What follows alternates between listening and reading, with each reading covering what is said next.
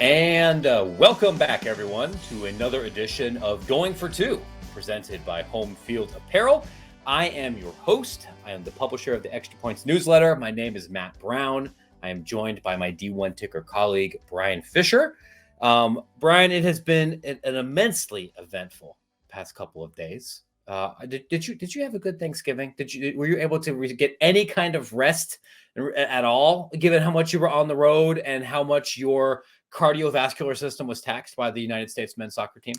Well, yeah, I think the soccer team, and for sure, definitely kept the heart rate up quite a bit. But happy to see the U.S. men's national team advancing to the knockout round. We'll talk about the Netherlands on another podcast. But yeah, it was a jam-packed weekend. I mean, you talk about I obviously work for Hawks as well, and great day for the company. I mean, you talk about Thursday and all that went into that Cowboys game, and a lot of people were watching that. It was great to sit down, eat some ham. I'm more of a ham guy for Thanksgiving. I do like the turkey. No, don't get me wrong. But love getting some good honey baked ham there on Thanksgiving. And then, I was straight off to first Cincinnati and Tulane, which was an interesting game in retrospect, not just for the Green Wave quenching the AAC title game to host it there in New Orleans, which was a huge moment for the program. But all the events that came after that, and then into the big game on Saturday. It was a wild weekend and a very good Thanksgiving, even though the amount of shut-eye that I got was probably measured on the single-digit scale at this point. Yeah, I know that John Rothstein likes to say that we sleep in May.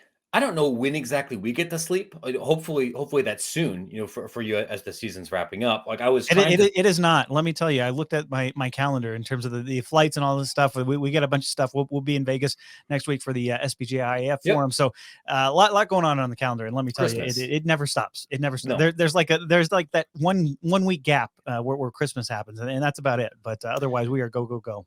I was trying to had a running Google Doc of things I really wanted to talk to you about that have just happened over the last 5 days. To the point it's so busy. We're I want to talk about Tulane, but I don't even think we're going to have time right now. Let's just jump right in to the biggest possible brands, the biggest event of that Saturday, which, if I'm to understand the Fox press releases correctly, roughly 4 billion people watched. My beloved alma mater, the world famous Ohio State Buckeyes, get the absolute stuffing kicked out of them for the second consecutive year against Michigan. The first year, of course, I'm looking at this slightly biased, right, as a son of Columbus. The first year, the Michigan won. They dominated the trenches. But if you squinted, you could come up with a couple of potential explanations, right? Ohio State's dominated this series for 9-10 years. And with turnover within players and coaches, they didn't take Michigan as seriously. The weather was atrocious. C.J. Stroud and multiple other starters were sick.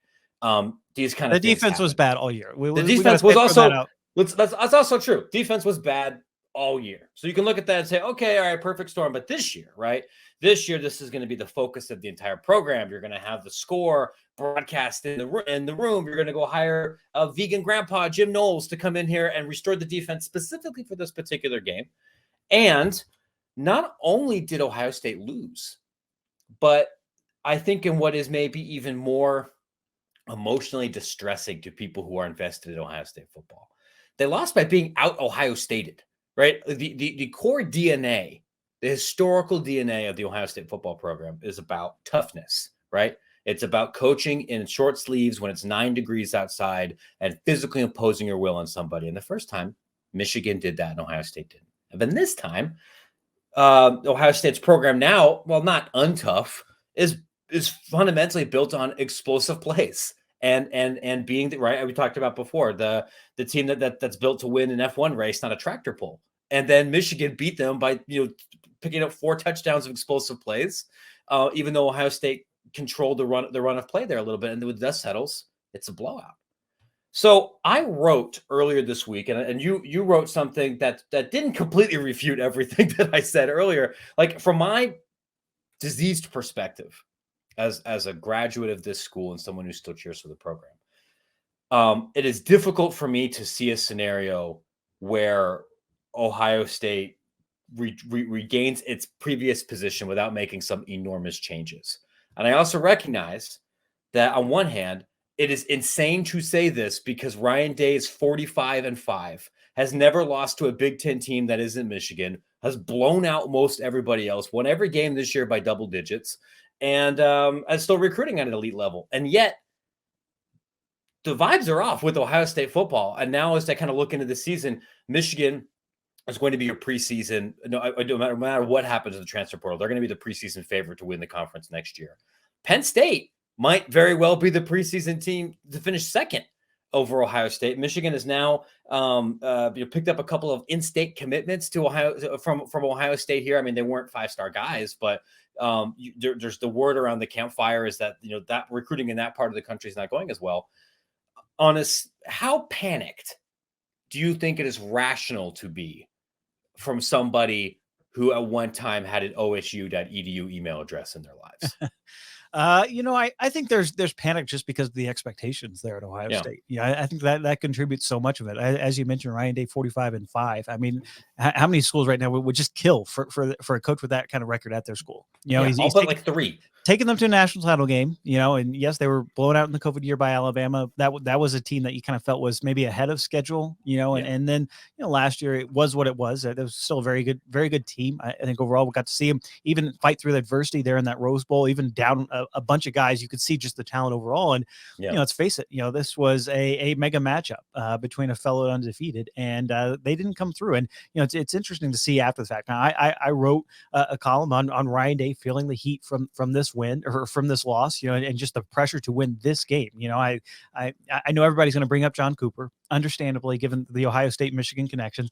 I kind of wrote that, the question's not so much about that. It's more about maybe there's this creeping sense amongst, especially the Ohio State fan base, not necessarily everybody else, but is this maybe more of a Larry Coker type of situation? Is this more of a Mark Helfrich with better hair? Like that is I think the question that is now creeping in every Ohio State fan's mind, because the ship itself. I mean, when you talk about good jobs, Ohio State is like right at near the top of the list. If it's not number one, I think it is the best job. The expectations are absolutely insane, but when you factor in where you get to live and how much money you get to make, and your recruiting footprint and your resources and your ability to win a national championship, and the fact that this program is never bad.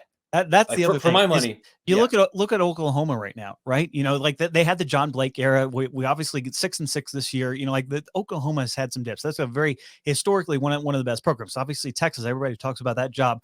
And you look at the struggles. Is Texas back pretty much on a regular clockwork basis that you're asking that question? Even USC, obviously they've had their ups and their downs. Alabama pre-Nick Saban, they're very much up and down, up and down, up and down.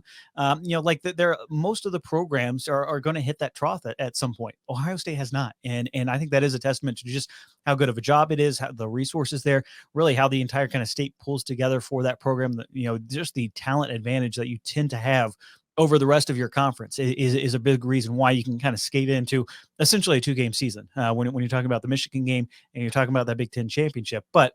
Problem for Ryan Day is that he's now 0-2 against Michigan, and 1-2.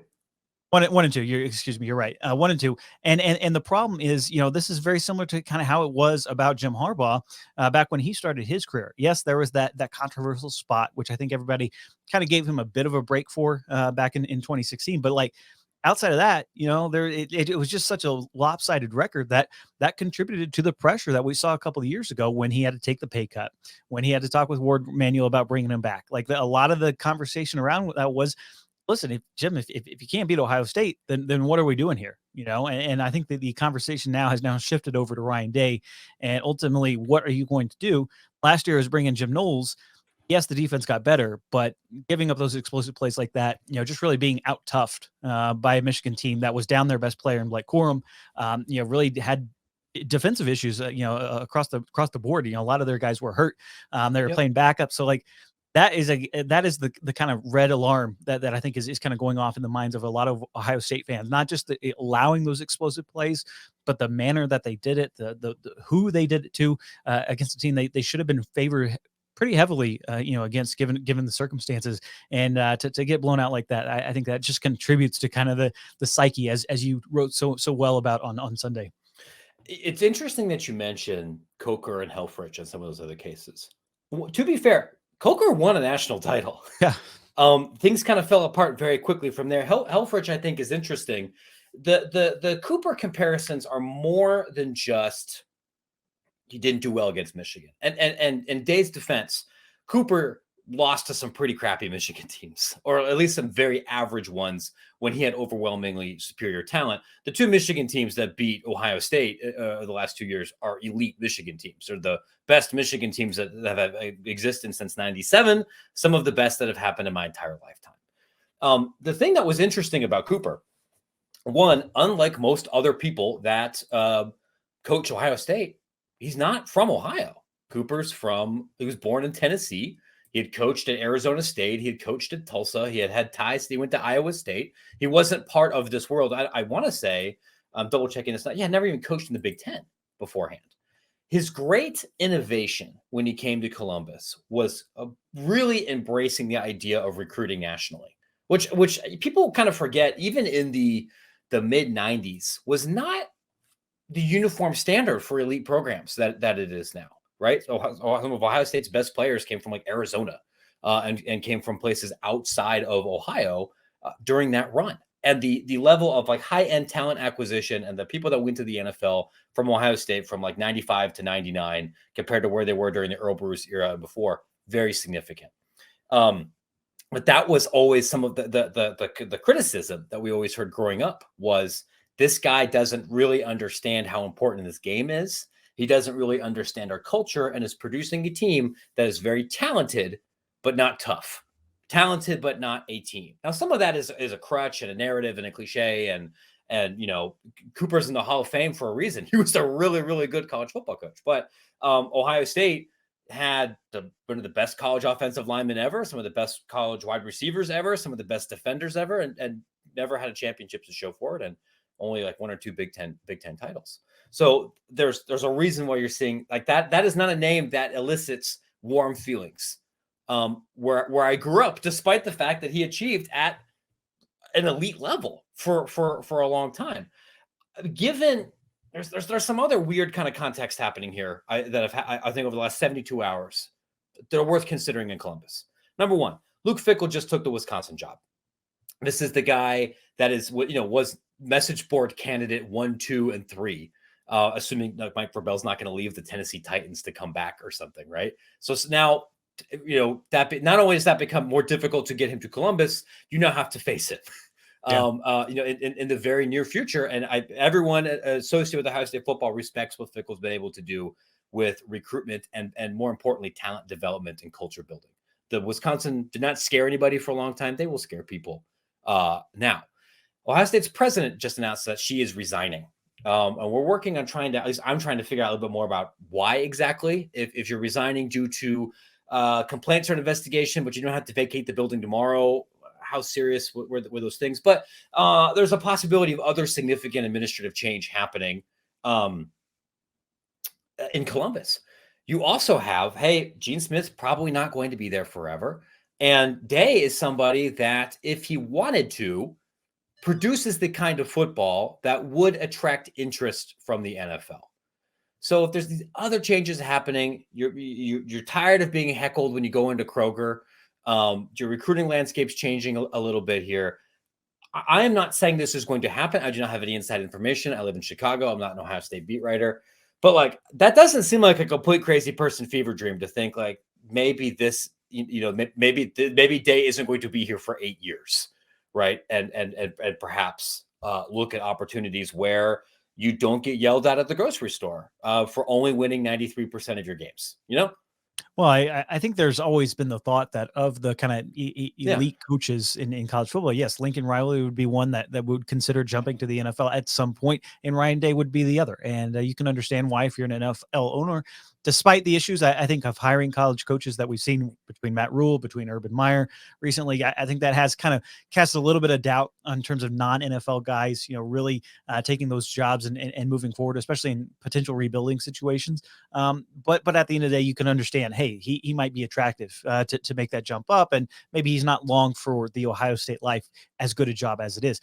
I think really what compounded everything is just kind of the manner that they lost on Saturday. You go back to that that punt decision, when a lot of the crowd, they were fired up to go for it. CJ Stroud still talked to him about it after the game, was all about like, hey, we were ready to go. We wanted to do it. And he ended up punting. I think that contributed to things. They started, 4-4. It was supposed to be a fake too. I mean, they goes to the wrong guy and the whole thing. Yeah, it would have been a touchdown. Yeah, it was a lot. So you throw in that, you start out the game 4-4 converting on third down. You don't convert, you convert one more the rest of the game, and not until late in the second half. Like the things that Ohio State's supposed to be doing good about under Ryan Day, they really didn't do in that second half. And, to be honest, sitting there at halftime, I was kind of thinking, well, maybe this could end up being a runaway. As tough as Michigan had been, they really only a couple of plays away from kind of getting routed. And a lot of them were self-inflicted on Ohio State's part. And then, the third quarter just kind of washed over them. And, it just snowballed from there. And I think that kind of helped contribute to I think the fan angst is just, not just where you're blown out by your rival, who came in there and out toughed you, but goodness, like there were a lot of decisions that you can kind of go back and point to, and they go all the way back to the head coach. Yep. That's exactly it. And it's not like the vibes weren't off with this Ohio State team. I think the weeks leading up to this too, the cornerback play was a question mark the entire season. Ohio State never really got healthy. Michigan absolutely banged up here, but I mean, people are forgetting Ohio State was giving linebackers multiple carries. Literally, everybody's looking at. Wait a minute, why is the linebacker the primary running back here? That was a conversation for sure. Fourth or fifth string guys were getting carries there. They were beat up on the offensive line. They were beat up. I mean, you had your best linebacker playing with 2 broken hands. But that's football. That's what happens here. I've calmed down a little bit about it, but I for the first time in since the end of the Urban Meyer era, really, I look at this and think like, I do not feel confident in the current regime. And the one positive thing for Ohio State, like you mentioned, highest floor of any program in college football. So if any kind of coach comes in there with just a little bit of wins above replacement, you're going to win 11 games. Well, the funny thing is we've been talking about this for like nearly 20 minutes now. And a lot of it goes into like, hey, they're actually just kind of one USC getting upset by Utah, loss away from being right back in the college football playoff. Yeah, and nobody wants that. When they get into the 4-teamer, you know what? They have enough talent to win it all. And that would be such an interesting conversation with you in particular, but others as well. If they were to end up winning the national title, because they have the quarterback, they have some of the wide receivers, but they got healthy after a month. Who knows? Especially given how closely bunched those top 4 teams are this year. Imagine winning the national title but losing to Michigan. That was an interesting conversation that I think a few people have had. But as much of a pipe dream as it seems, it's not. We're one upset away from it possibly happening. So it is funny to kind of digest all of the angst coming out of Columbus and in that city when I was in there the weekend. And hey, you guys might end up making the playoff either way. Talk to me about that if it happens, and that I can delete some tweets. But speaking of angst, and speaking of other high-profile programs, Brian, what do you think about Auburn? They are a immensely talented program that can win a national title as easily as they can go 4-8. Brian, what do you think about the Auburn's most recent hire as head football coach? A very interesting experience. I think you can be honest on this show. You can say how you truly feel if you would like. Oh, I mean, look, we've been pointed in the direction of Hugh Freeze for a while now. I think when as soon as Auburn came open and the signs pointed back, really last offseason in terms of this job coming open, and pretty much from the get-go, pretty much every list kind of had Lane Kiffin, Hugh Freeze 1-2, right? Okay, and I think that was pretty much how the search went. Lane said, no, here we go. We're going on to Hugh Freeze. Now, you can believe what you want in terms of the background checks and everything that Auburn looking into Hugh and all the background and all that. But the bottom line is, he was basically a shoe-in for this gig. He wanted to come back to the SEC. He made no secret of that. I know there was all the talk about, hey, he signed an extension at Liberty. Well, that's just a few other dollars going back the other way to that university. That's all that was. This was a job that I think he coveted because he knew what the resources were, especially in the NIL era, and the fact that he gives Nick Saban fits, and now he's going to give Nick Saban fits every single year from one of the biggest rivals of Alabama. So from a football perspective, I think it makes sense in stripping away everything else that goes on just from a footballing perspective. I think it makes sense. It's going to be a fascinating experience given the SEC West and how difficult that road is going to be continued, even though they might eliminate divisions and whatnot. I just everything that goes around Hugh Freeze though is a circus, and it's going to be very interesting to see how Auburn can kind of clamp down on that, because this is a place that when we talk about alignment, there really has not been much alignment, and you add we'll just say combustible type of head coach in Hugh Freeze to the mix. I think it's going to be a very fascinating experience on the Plains these next couple of years. It will certainly not be boring. No. I have thought about this for a while. I was debating whether I wanted to write it out. My buddy and old editor, Jason Kirk, former SB Nation guy, wrote what I thought was a really thoughtful piece called Shame on his newsletter about this. I want to get to the low-hanging fruit in a second, but I want to talk about this a little bit just from a football perspective, because I understand why an Auburn booster or somebody whose biggest priority is just beating Alabama would be very excited about this hire. Because you're right. Hugh Freeze has had more success against Nick Saban than almost anybody else that has played him regularly. That being said, there's a few other things to consider. To wit, just a few. Just a few. Let's just talk ball here for a second, right? Hugh Freeze was the football coach at Ole Miss for 5 seasons. He came in and inherited a program that was in complete disarray and was able to rebuild the roster relatively quickly, spurred in part by Ole Miss recruiting substantially above the level that it historically did, and leading the program to make a Peach Bowl and a Sugar Bowl. Some of the most successful levels that Ole Miss had been in a while. Did Ole Miss ever win a division? No. Did Ole Miss come especially close to winning a division? Just happened once. Did Hugh Freeze have an above 500 record in the SEC as a coach? No, because even though he was able to beat Nick Saban twice, one of those that we got to be honest was hilariously fluky, involving long touchdowns that bounced off 2 different helmets. These kind of things happen. He also is 500 against kind of middling Arkansas teams. He was somebody that lost to squads that had inferior talent. He is somebody who comes from the offensive lineage of Gus Malzahn, and we know what Auburn fans thought of that experience up on the field, right? Up and down. At Liberty, they had won 8 games every single year. They won 3 different bowl games, and we should give Freeze credit for developing a roster and a school that does not normally do this, produced a few NFL draft picks. That being said, they also played one of the most putrid schedules all 4 of those years, every single time. The one time that they achieved any kind of national recognition of note was during the COVID year, which didn't really count for a lot of other reasons. And the last 2 weeks lost to UConn and got absolutely their ass kicked by a bad New Mexico State team. I saw David Hale at ESPN showed a graphic of here's what happened to all of the other coaches who have lost by 28 or more points to New Mexico State. Their careers ended within 8 games of every other coach. And then here's Hugh Freeze, who goes to Auburn. One of the major concerns that I have just on the field, not related to scandal exactly, about this particular decision, is that you are going into a place that is an exceptional pressure cooker, and a place that we have joked about euphemistically, and man, maybe we can do this a little bit less euphemistically, has a really fractured and engaged and over-meddling booster community. One of the things I think even Hugh Freeze's defenders would say, and if they wouldn't admit this, and they're being completely hypocritical, is the man does not have great impulse control. He's not especially mature. This dude, more than any other coach in college football, will name search his name on Twitter at 1:00 in the morning and DM you passive aggressively complaining about your criticism. And then after you respond, say he'll pray for you. That's not a joke.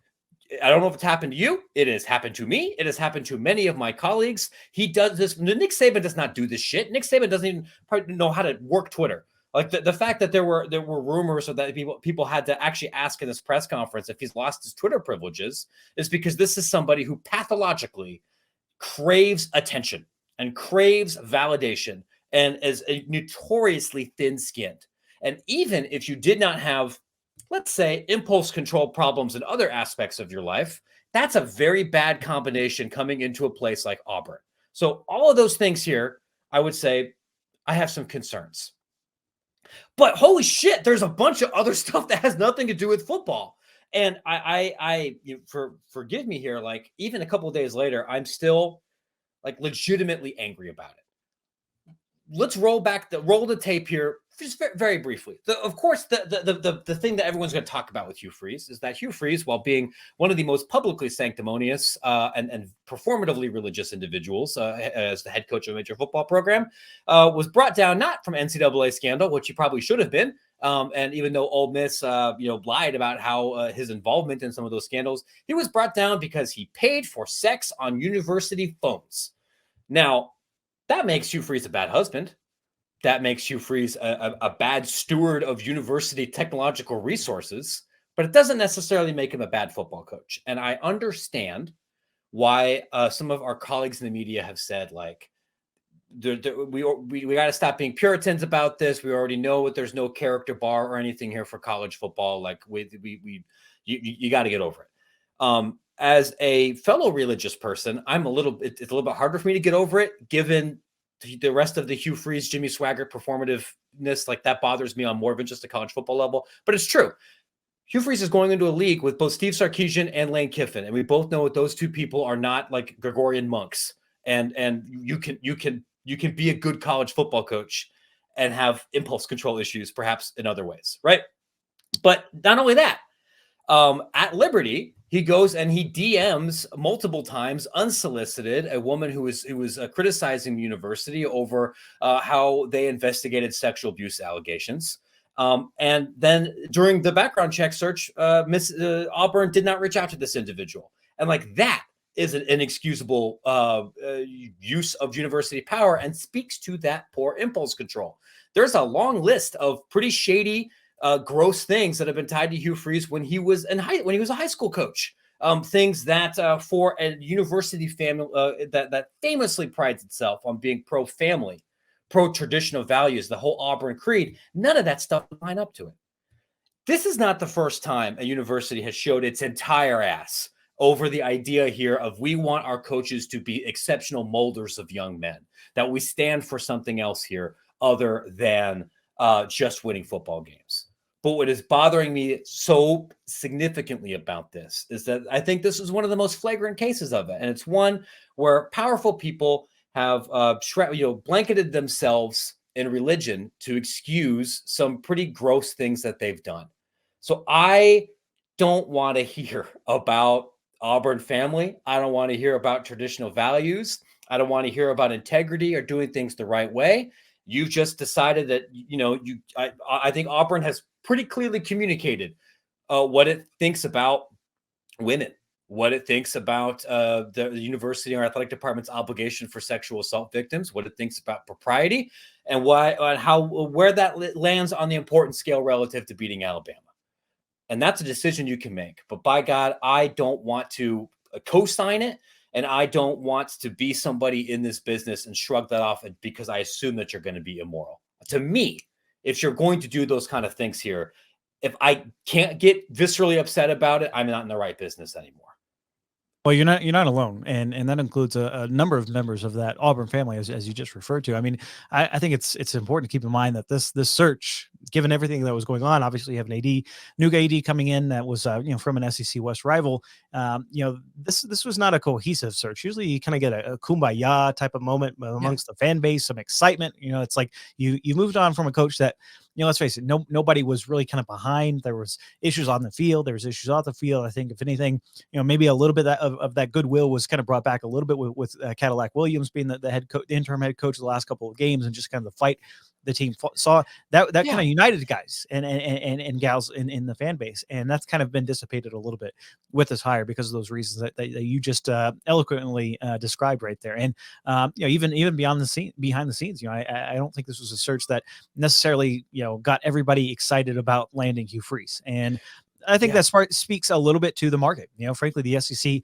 loves them some SEC, and they value that experience in the league, which you can kind of understand. The outsiders like like their previous head coach at Auburn, have struggled at times, just in terms of the recruiting environment and how competitive you have to be. Hugh Freeze is extremely competitive on the recruiting front, which you have to be, and I think a lot of that is going to, kind of play into the fact that, hey, we needed an SEC guy. Obviously, he has that experience in the league, and this was a search that valued football above all else. It was not about, as you mentioned, developing the young men. It was not about making sure that we're a good program and designed to. No, this is all about football and winning on the field. This is a very clear move towards that end. Auburn, I think, just given the struggles that they've had in that department, the ups and downs, they wanted to get back on track, and this was a move that was designed to do that. And that was kind of, let's push the controversies aside. I think Jimmy Sexton kind of got in Hugh Freeze's ear with regards to his social media accounts a little bit there the last couple of weeks for sure.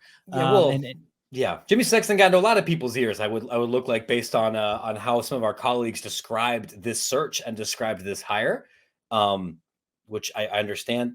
I get all that. I think the last two things I'll note is, do you remember on what grounds the Auburn family tried to force Brian Harston out of his job last year? Well, not unlike Hugh Freeze kind of got exited there with Auburn, or with Ole Miss, excuse me. Yeah. The idea of potential infidelity being just too much for this fan base to possibly bear. Of course, that didn't even happen. And then you bring in this guy. Like, I can't imagine what Harston's wife feels like after seeing any of this. I profoundly and deeply hate it. And I understand that if, he makes the Peach Bowl and beats Alabama, 2 out of 4 times over the next 4 years, that people are going to feel vindicated. That's the other thing that I think we should touch on before we move on just a little bit, is like the pressure to win and win quickly for Hugh Freeze is going to be there, because this is a place that simply does not tolerate, multiple down seasons. So like you mentioned some of those on the field flaws that Hugh Freeze has had, both at Liberty and at Ole Miss. Well, you know what? In an even more jam-packed pressure environment that Auburn is going to be at, and especially in the SEC nowadays, with Texas and Oklahoma coming in, and the added pressures of having to make that 12-team playoff in the future, it's going to be very interesting to see what the tolerance level is there on the Plains. I mean, there's going to be a lot of money tied up into it, but I don't have to like it. Auburn, in case you're wondering here, for next year, the out-of-conference schedule is not quite as intimidating as it was maybe this year. They host UMass, play at Cal, who is kind of a train wreck in a different kind of way, and then host Stanford and New Mexico State. Potentially. There you go.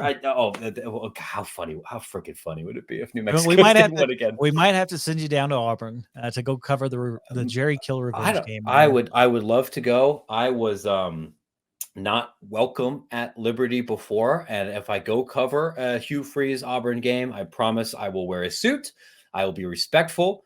I'll just close with this. Friends, I know how to file a Freedom of Information request for Auburn.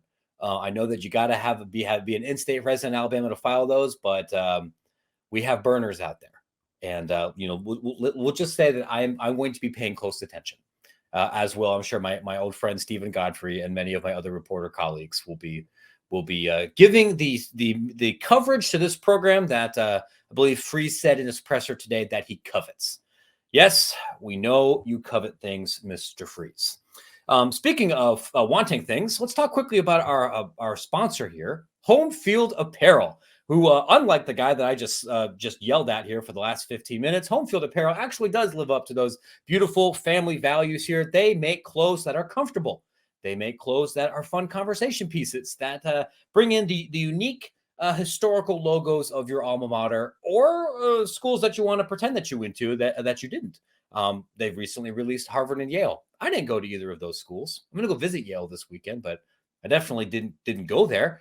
But I could buy a Handsome Dan shirt and pretend that I did until you open my mouth and people realize, yeah, there's no way that guy went to Yale. But if you're willing to shut up, Home Field can help you pretend that you went to an Ivy League institution or a bunch of other places. I'm wearing a Boise State shirt today that has an old-timey cartoon horse that's rushing for a first down. You would be wearing home field stuff if you weren't wearing your Team USA jersey, which I think is understandable, right? I had a home field sweatshirt on earlier, and believe me, I'm more than a supporter after how much I spent on the Black Friday sale. So don't worry, don't take it from me. I got plenty on the way that can restock us for future editions of the Going for Two pod. There was some Christmas shopping done at homefieldapparel.com. So the Black Friday sale is not in existence anymore, unfortunately, but because with it not being Black Friday anymore, but our promo code still works. You can save 15% off your first order by using promo code Extra Points. They don't just sell shirts, although they sell sweaters, they sell hoodies, they sell disgustingly comfortable joggers. Easily the best pair of sweatpants. If they had them in stock, I think that's the greatest compliment to how good those joggers are. Is they're never in stock, and so if you see them out there, make sure you use the promo code and get yourself some joggers, because they are tremendously comfortable. Even the ones that don't have the depressed cartoon dog on them. Even well, just I think there's a St. Peter's one. They got the core collection, which is in different colors. I think there's a Tulane one, if memory serves. The Colts have one, so it's like there's some options too, but you got to get them when they're in stock. That is going to be the tricky part. That's right. Homefieldapparel.com. Please buy some things so you can continue to support not just a great company that's like our friend and make stuff that we legitimately like, but then also keep the show going. There's one other school that I would like to quickly talk about with you that is not going to inspire a deeply visceral anger from me. This is a situation that I look at more, not as a curiosity, but it's certainly a very unique place, and where I think there's been a little bit of miscommunication about the challenges there. I want to talk about Stanford. The David Shaw recently announced like 4:00 in the morning Eastern time, 3:00 God's time zone after the BYU game that he was going to be stepping down. The school is looking for a replacement right now, and that this is a weird, unique kind of institution because on one hand, if you not even just looking at the endowment, but looking at what Stanford has been willing to spend money on when they've spent money on things, they got the resources are not the issue. Like David Shaw made at one time more than anybody else in the Pac-12. The assistants have received enough money to live near Stanford, which is a challenging thing given how expensive the place is. And it's a place where people have won before. What David Shaw, nearly had Stanford in national championship games and competing for Heisman trophies and at a very high level for several years. Stanford, Oregon was like the show in town for a little bit during this era, right? Intellectual brutality and party in the backfield, and it was this cool thing. You also have a school that is notoriously extremely difficult to get into. Notoriously difficult to accept transfer. Like Stanford, the school only accepts like 36 transfers, period. None of whom were football players, which is very difficult in roster management now. And I think that there was some conventional wisdom through a couple of other outlets that Stanford is uniquely disadvantaged because of not just the portal, but because of NIL. There's no Stanford NIL collective right now. The athletic department has not been super aggressive about building or promoting or going after those opportunities.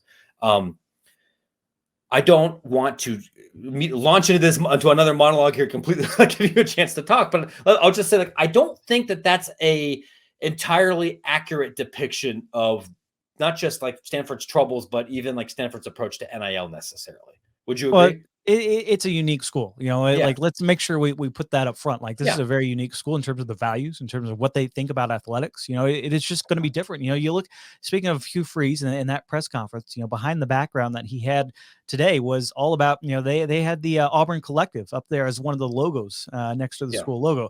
Stanford, that is not going to happen. I think there are a ton of opportunities. Let's face it, there are a ton of rich alumni of Stanford that would happily probably give to NIL, but in terms of the organization, in terms of things happening, it just has not been there relative to their peers. That has not necessarily held them back or prevented them from doing anything, but the level of organization that they need to kind of start competing at the level that some of their peers like USC or UCLA or others in the Pac-12 even right now, it's just not there. And that's not necessarily a school thing, but it is more of a Stanford thing. And I think there is at least some recognition that with this move, with bringing a new head coach in, things are going to change a little bit. I think that was certainly a sense of frustration, internally in the program that, we're kind of playing by different rules here. And that's part of the limitations there at Stanford. It always has been. I think David Shaw, one of the biggest opponents to the early signing period, why he knew, because just the admissions process was going to be difficult to get people into the school, but at the same time, kind of got to change with the times. And slowly but surely they started allowing more spring editions. Like you used to never have guys enroll early and go through spring practice at Stanford. They've had a couple of guys these last couple of years. Transfers, another topic that you've talked about. They really just did not get any guys transferring in. More transfer out, which more difficult to replace, especially when you had some of the stricter signing limits that they had. It was just roster management was difficult there, and so I think there is at least some acknowledgement at the higher levels of the school that things are going to have to change. If they want to be competitive, and I think frankly, just seeing their place in the athletics ecosystem, something that Stanford prides themselves so much. They've lost the Learfield Directors Cup 2 years in a row. Like that's concerning on campus. I can tell you that much. And then just seeing them kind of being passed by. You look at the latest round of conference realignment and how Stanford was not much of a factor in a lot of that. Yes, some school presidents might want to associate themselves with Stanford the university, but in terms of the actual athletic programs, they didn't bring home a whole lot of value. That say a Big Ten said, we have to have Stanford in and bring them in, and I think that was a bit eye opening for a lot of others as well. So it's going to be an interesting coaching search. I think David Shaw, give him credit. He acknowledged it. Like there was certainly some talk these last couple of weeks that maybe there would be a change. Nobody was going to force him out. This was truly his own decision, and the fact that he came about it, and I'm sure he'll go off to be a fantastic TV analyst if he doesn't want to jump to a role as a position coach or a coordinator at the NFL level. But he's one of the stand-up coaches, I think, in the game. Really highly respected by pretty much everybody. Nobody has a bad word to say about David Shaw, and it's going to be a very fascinating inflection moment for the Cardinal program itself. You're absolutely right in that a lot of people love this guy. His ex-players within the coaching industry, even within other administrators. If you wanted to be in college, I think it would not be difficult to find somebody that wanted to work with him. The transfer situation, like you had just eloquently pointed out, a big deal. It is one that the university is making some changes to be a little bit more flexible moving forward. I want to say that the university just accepted their first athletic transfers period. They were like golfers they had a couple of years ago. I know they had a quarterback from Air Force that came in with some initial. The problem with Stanford is truly, sometimes a lot of times at some schools, you're graduate, you can move right into a graduate program. That's not the case at Stanford. You have issues moving graduate. out. You have guys coming in that have difficulty coming in, finding a major just in terms of the academics that you have to qualify to get into the school as a transfer. There are a lot of things.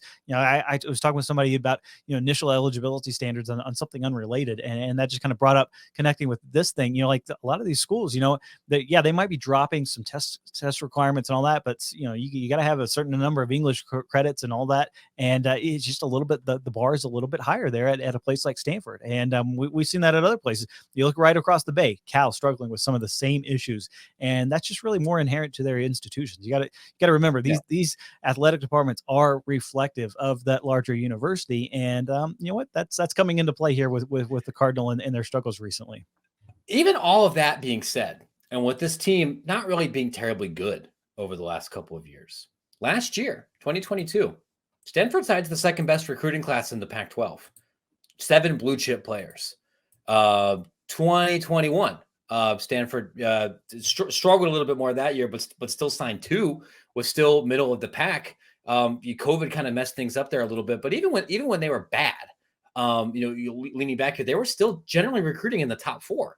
Well, the pitch is still the same, right? You get a Stanford degree, and you get to play at the highest level in the Power 5, in the Pac-12. So, that has not changed, and that is kind of the reason that they've had so much success. Yes, it takes a different type of guy. It takes somebody special to kind of get into school there, go through the admissions process, commit early enough to where you can kind of go through that route and stick with it. Because I think that's the other thing that you got to keep in mind, that when we talk about handing out offers for a lot of these schools, the Stanford coaches have been far more restrictive in terms of actually what they can do and who they can go after. It's just a shallower pool, even compared to, say, a Northwestern or a Vanderbilt. It's just an even more limited pool that they have to kind of draw from talent. And if somebody's in that pool and they're a very good football player, chances are they're going to be attractive to the message that Stanford is selling. So that there's, the recruiting wise, they've still been able to do pretty well. It's just all about translating that on the field that I think, there's some issues, and we can get into some of them in terms of the flaws, but I think it's something that Stanford itself, still a lot to sell in terms of the recruiting initially out of high school. And that is like, I think the last thing that I kind of want to point out here, because the conventional take is like, well, they're not serious about NIL, therefore they're not going to be able to adequately obtain talent and be competitive in this new world, right? So when we talk about being committed to NIL, any of us here, I would again caution us to say, let's try to be a little bit more specific about what we mean, because if we're saying Stanford is not committed to facilitating deals through boosters or through some friendly organization to provide substantial flat guarantees for incoming freshmen, that's probably true. I would add that again, there's a lot of schools that aren't doing that super aggressively because they are concerned about whether that's sound business practice, but it's true that Stanford's not doing that. And they've never really been in the same bagman game that other elite programs in the Pac-12 or the Big Ten or the ACC were. And part of the reason they're not is for exactly the reason that you just put down there. Of the top 300 recruits in the country, there might only be 40 that could, or if that could be. That seems high. That seems high. Talking with some people. Maybe top 300, maybe 25 that could be a potentially on Stanford's board. You can't just bribe all of those dudes. Like you're literally fishing in a very different pool. And if we're being honest, some of the guys that Stanford would be looking at are likely to have come from money, or are going to be looking at NIL or bagman situations a little bit differently. And to your exact point, and I've seen the pitch deck that some Stanford assistants have used before. They can say, look, regardless of what someone's going to put in the McDonald's bag for you, or excuse me, the Chick-fil-A bag, that's the correct nomenclature now, right? Or regardless of whatever some fan collective is offering for autographs, if you don't make the NFL, by virtue of now being in Silicon Valley and being part of the richest alumni network and most expansive alumni network within FBS, you're going to make more money. And if you understand compound interest, yes, you will lose out a little bit because you don't get that same financial down payment, but you're going to make it up down the line. And that pitch is true. Especially now, given where Stanford grads are working and dominating in different parts of the country, and the ridiculous amount of money that's near campus. To the point where, like, the joke is Stanford doesn't have any sidewalk fans because the sidewalk costs $600,000 to stand on. Like, it's a different world. So if that's the pitch, they're still going to win. They don't need to play the same game that Texas A&M is playing. They're going after a different kind of recruit, and they're a different kind of institution. And that's not a value judgment about what A&M is allegedly doing, or Tennessee, or some of these other places. But if you are a recruiting analyst, I don't think you can compare the two things. If you wanted to make that comparison, I would say it's Cal that's screwed way more than Stanford is, albeit for different reasons. So this is a pet peeve. I don't even want to say that Stanford as an institution is not committed to NIL. Stanford has one of the highest earning women basketball players in the country through NIL. They have Olympic sport athletes that are doing well. I've talked with some of their Olympic athletes over the last couple of months who are looking at deals. It's not like Stanford has not given them the information that they need to go out and do some of this stuff. You might not have the time or the interest in chasing $1,000 deal if you're a swimmer, if you've got to pass business calculus at Stanford, and you may not care because you're already rich and you're going to be rich when you graduate. But I don't think it's fair to say this school's not committed to NIL. There are some low major schools right now where I would agree. Like, they're not giving people any information. They're not trying to help people get deals. They don't think that applies to them. That's a fair critique. To say, if you want to say, hey, the school doesn't have a collective that's handing out salaries, then just say that, and which is fair. And that's a different thing. That's not something that Stanford's going to have now. Stanford has never really had that. Yeah, and you look at Stanford in those other sports, as you mentioned, they have high earners in basketball. And look, Tiger Woods is still going to show up on the sidelines. Like there's a lot of support for Stanford athletics, and some of that will certainly trickle down into the football field. But like I was just reading Lance Leipold's new contract at Kansas. included in there is a clause about the university making good faith efforts towards NIL. That's probably not something that is necessarily going to be wanted or required from the next coach at Stanford. It's just a unique institution, and a lot of people actually value that a lot more. Especially given this day and age and everything that is going on in college athletics. So it's kind of more power to Stanford. I'm going to be very interested to see where Bernard Muir goes with the search, and what ultimately he values. But I think it was as we look back on the kind of David Shaw tenure, the ending, definitely a bit of a thud there and disappointment. Surely, I think if they'd had a decent season and they were going to a bowl game and whatnot, I think David Shaw probably still the coach. They're on the farm, but you know what? Just the way things have trended, the institutional challenges. Yeah, it was time for a fresh look, and I think you cannot take away that run that they had a couple of years ago when they're winning, Rose Bowls and they're winning Pac-12 titles, getting within yards and inches of actually competing for a national title when it was a lot more difficult. Like that's not necessarily a place that Stanford had ever been before. And you got to give credit to David Shaw, to that administration for taking them there and operating at a high level for such a long time. I mean, I truly, going back in, at my early days, when covering some of those Stanford teams that were truly, truly dreadful, before Jim Harbaugh took over, this was one of the worst Power 5 teams, that you're gonna find, and they've made it, very much a consistent winner up until the last couple of years. So you got to give them credit for that. But again, they're just a different set of priorities, and I think that's kind of reinforces what happens across college athletics. Some schools value football a lot more than say basketball, and sometimes it's the opposite way around. And Stanford's just a very unique test case. And I think the more interesting thing.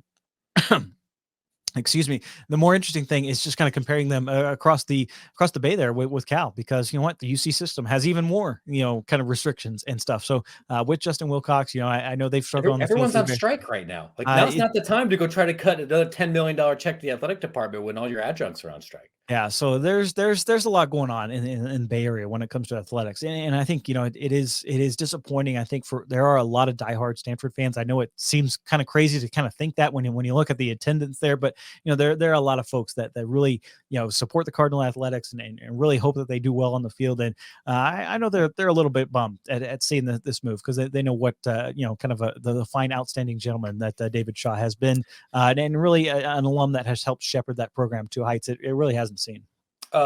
Seeing this juxtaposed to maybe some hiring decisions today is definitely some kind of commentary on college sports. Definitely a different school. Different does not always mean bad. Different is part of what makes this world interesting, what we try to highlight. I'm going to try to spend some time looking at different this week. We are recording this show here on Tuesday evening. I'm hitting the road again on Thursday morning. I'm flying out to JFK. I'm driving up to Connecticut, spending a couple of days in New England. I'm going to go visit Sacred Heart. I'm going to go tour their hockey facility and learn what's going on at that school. I'm going to go spend some time at Yale. I'm going to go spend some time at Fairfield, who's opening up a new arena. Fairfield, the alma mater of course, the starting goalkeeper of the United States men's national team, right? Who I understand played very well today. Hey, back-to-back shutouts for the first time since 1930. That's Mr. Arsenal himself, Matt Turner. That's right. That's right. Who walked on, if I recall correctly. He very much had to get convinced. Very much had to be convinced. And really, when we talk about soccer ecosystem, we could probably get into that for another show. But a late bloomer for sure. But he's made the most of it. His distribution. It's funny. Being an Arsenal fan, that's a big thing about playing out from the back. You kind of saw that in the build up to the goal today. So kudos to Matt Turner. Kudos to the men's national team that they're moving on. And we'll be hating on the Netherlands for the next couple of weeks. As much as I love the country and love going there, they're the enemy for the next couple of weeks. We're going to see just how many Americans picked up their entire understanding of Dutch culture from the third Austin Powers movie. And I think it's going to be a distressingly large amount. I will also then be hating whoever Brazil is playing, and which I guess is probably going to be Ghana or Uruguay in the opening match. Love both of those countries except for when they're playing the team that hopefully wins the entire thing. So I'll be there in Connecticut for a couple of days. There'll be a couple of stories, and then Brian and I next week will be going to Vegas for the big SBJ event. So there'll be lots of stuff, not just on Extra Points, but on Collegiate Sports Connect, where both of us, mostly Brian, are interviewing industry voices, both within athletic departments and outside, and getting their insights about the big issues shaping college sports. Collegiate Sports Connect is free. This podcast is free. Half of Extra Points is free. You can, of course, find Extra Points at extrapointsmb.com. You want to support what we're doing, a paid subscription, you get everything, is wonderful. And if you have ideas about this podcast, about future Extra Points newsletters, if you have a news tip that you want to pass along, we do have a new tip line in honor of Mr. Hugh Freeze. If you have information that you would like to share, please send it to compliance@extrapointsmb.com. That is live. I have appreciated their requests for me to send out Freedom of Information Acts, which I have already done. Again, the tip line, if you have information that you'd like to share, compliance@extrapointsmb.com. Did I get everything? I think I got everything. I think that sounds about right. And we'll keep up with the latest news on the D1 ticker, because it is going to be coming fast and furious as we kind of get into that time of year. We got coaching searches going on. We got NCAA championships rolling around. I mean, it's a fun time on the calendar, and we are certainly staying quite busy as a result of that. We certainly are. Stay tuned here for more on this show and more across all the places we produce content to actually make some money. Thanks for listening, everybody. My apologies if my credentials at Auburn have since been revoked. We will catch up with you next time.